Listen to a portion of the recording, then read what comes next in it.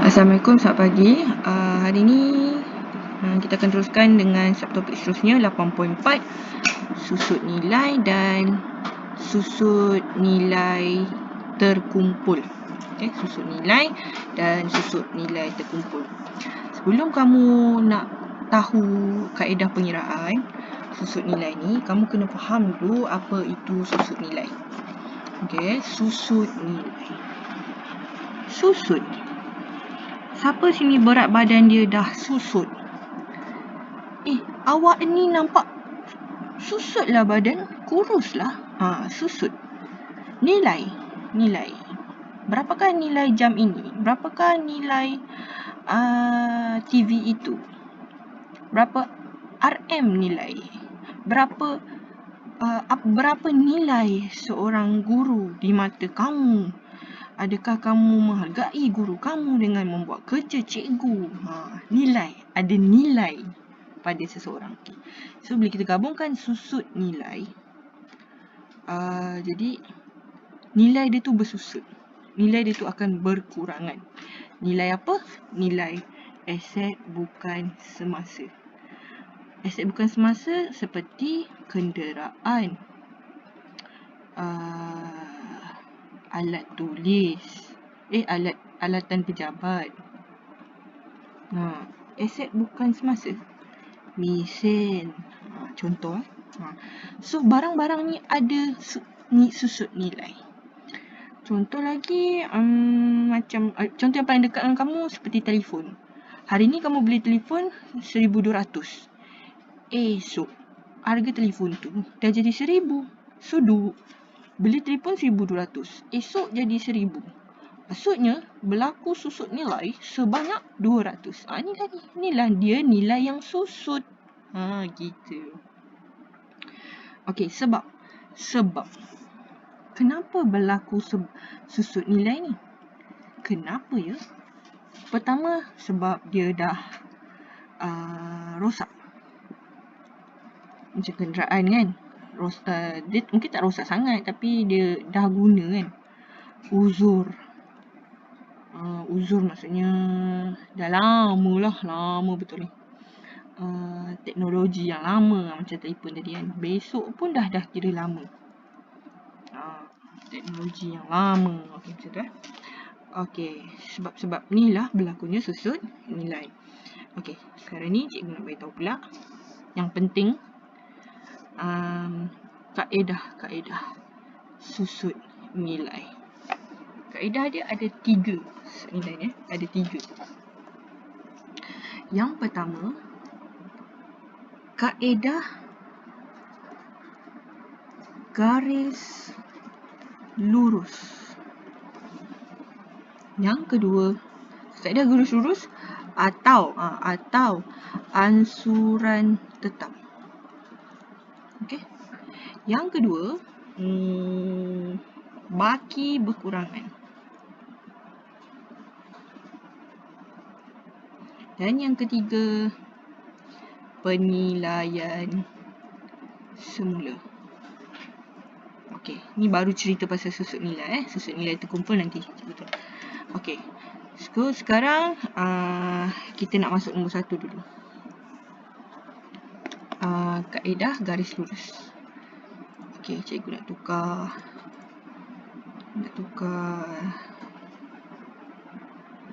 warna pink. Okey. Kaedah garis lurus. Okey, rumus. Okey, rumus garis lurus adalah peratus darab kos darab tempoh. Ini yang paling sempoi lah cikgu punya rumus peratus kos darab tempoh. Ni paling sempoi lah nak ingat ni. Okey, yang ansuran tetap kos ABS tolak nilai skrap bahagi usia guna. Ni rumus untuk ansuran tetap. Okey, nanti kita akan tengok pula contoh. Kita akan tengok dulu lah contoh garis lurus. Okey, kita tengok contoh garis lurus dulu.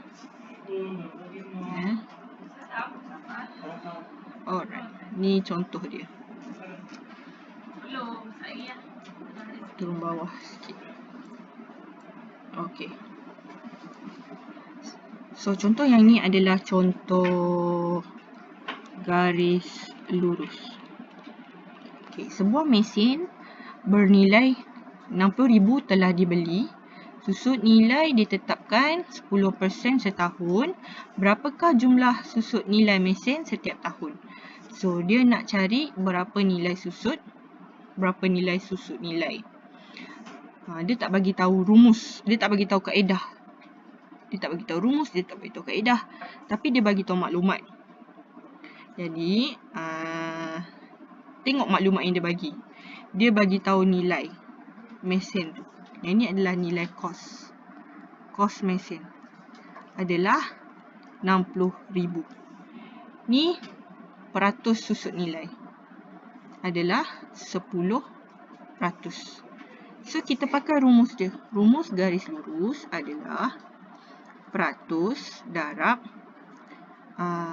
kos darab tempoh. Okay, tempoh ni dia kata setahun. Kalau setahun dia jadi 12/12. 12/12 ni samalah dengan 1 kan. Jadi kita tak payahlah masukkan. So, dia jadi 10% darab 60,000. So, susut nilai mesin adalah 6,000. Siap.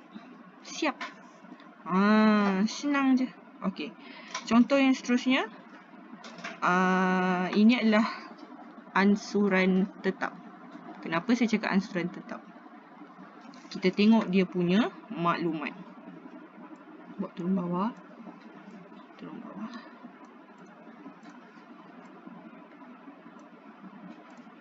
Okey.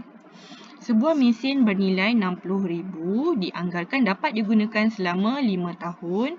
Pada akhir tahun yang kelima, mesin itu dianggarkan bernilai 10,000. Okey, bila dia bagi tahu usia guna, kita tahulah dia adalah ansuran tetap. Jadi rumus kita tulis dulu. Kos mesin adalah 60,000. Kita tulis maklumat dia. Usia guna 5 tahun. Dia kata ni kan, dianggarkan bernilai 10,000 ni adalah nilai scrap. 10,000. So, kita pakai rumus susut nilai mesin. Dia macam ni lah, comel sikit. Susut nilai mesin, rumus dia adalah kos tolak nilai scrap bahagi usia guna. So, kos 60,000 tolak 10,000 jadi 50,000 bahagi 5. 50,000 bahagi 5 jadi 1,000 ke? 50,000 bahagi 5. Jadi 10,000. So, 10,000 ni adalah susut nilai mesin. Siap dah lah untuk ansuran tetap dan garis lurus. Ini saya turun bawah. Okey, sekarang kita tengok pula yang seterusnya, iaitu baki berkurangan. Okey, baki berkurangan saya ambil warna biru turquoise. Okey, baki berkurangan, rumus baki berkurangan simple je. Iaitu peratus darab kos tolak SNT darab tempoh. Ni je baki berkurangan. Kenapa kita panggil berkurangan? Sebab dia kena tolak dengan SNT. Okey, contoh. Kita tengok contoh. Yang ni cikgu buat turun bawah dulu. Okey, contoh baki berkurangan. Kenapa saya tahu ni baki berkurangan? Sebab dia suruh cari, nampak ni, kaedah baki berkurangan. Sebuah mesin bernilai 60,000. So, kos mesin adalah 60,000. Mesin disusut nilaikan 10 setahun mengikut kaedah baki berkurangan. Berapakah jumlah susut nilai mesin pada ni silap ni 2017, 2018 dan 2019. Dia suruh cari untuk 3 tahun menggunakan kaedah baki berkurangan. Simple je. Okey, untuk tahun 2017 baru nak wujudkan susut nilai ni. Jadi dia suruh pakai kaedah baki berkurangan. Baki berkurangan sini. Susut nilai mesin baki berkurangan, rumus dia peratus darab kos tolak SNT darab tempoh kan. Tempoh kalau setahun kita tak payah kira. Okey, so peratus dia bagi tahu 10% darab kos 60,000 tolak SNT. SNT kat soalan tak ada, kosong. Tempoh setahun, 1 tak payah letak. So tekan tot 6,000. 6,000 adalah pada tahun 2017. Susut nilai 2017. Okey, ni baru 2017. Dia suruh cari untuk 2018. So kita pun cari untuk tahun 2018. Pun rumus yang sama, kaedah baki berkurangan. Kos 60,000. Susut nilai terkumpul, kita ambil yang tahun 2017, 6,000. So dia jadi 10,000 darab 60,000 darab 6 jadi 54,000. So jadi 5,400 untuk tahun 2018. Susut nilai. Okey. So sekarang cari pula susut nilai 2019. Okey, sekejap ni buat turun bawah lagi. 10% darab nilai kos 60,000 tolak SNT, ambil SNT tahun sebelum 5,400. So dia jadi, tekan kalkulator, 60,000 tolak 5,400 tinggal 54,600. Betul tak? Betul lah. So jadi 5,460. Okey, siap. Ini untuk 2017, 2018, 2019. Okey, habis dah baki berkurangan. Okey, sekarang kita nak tengok pula penilaian semula. Saya nak tukar pensel warna hijau. Hijau, mangkuk hijau. Okey. Okey, mana tadi? Ni. Okey, penilaian semula, rumus dia pun simple je. Simple. Iaitu baki awal tambah belian tolak baki akhir. Alright. Macam mana? Jom kita tengok contoh. Buat turun bawah dulu. Okay. Ni adalah penilaian semula. Kita menilai semula berapa nilai dia, ya. Simple je. Okey, pada 1 Januari sebuah mesin bernilai, so nilai kos mesin tu 60,000, masih 60,000. Nilai kos mula berapakah?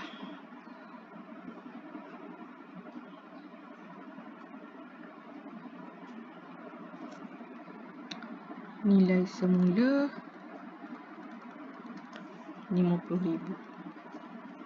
Berapa susut nilai? Senang je lah. Berapa susut nilai? Berapa perbezaan susut nilai mesin ni? So 60,000 tolak 50,000. Disusut nilainya 10,000. Siap. Kacang. Okey. Habis dah lah penilaian semula. Baki berkurangan. Garis lurus, ansuran tetap. Dah. Ini settle susut nilai. Sekarang nak masuk pula susut nilai terkumpul. Okey. Susut nilai terkumpul ni kita duk kumpul-kumpul dia. Kita yang duk kumpul-kumpul dia tau. Susut nilai tahun ni berapa? Susut nilai tahun tahun lepas berapa? Kita kumpul-kumpul. Lepas tu kita tambah. Senang je. Cikgu ambil contoh yang tadi lah. Ni tahun 2017, 18, 19. So susut nilai terkumpul dia 6,000 tambah 5,400 tambah 5,460. Tekan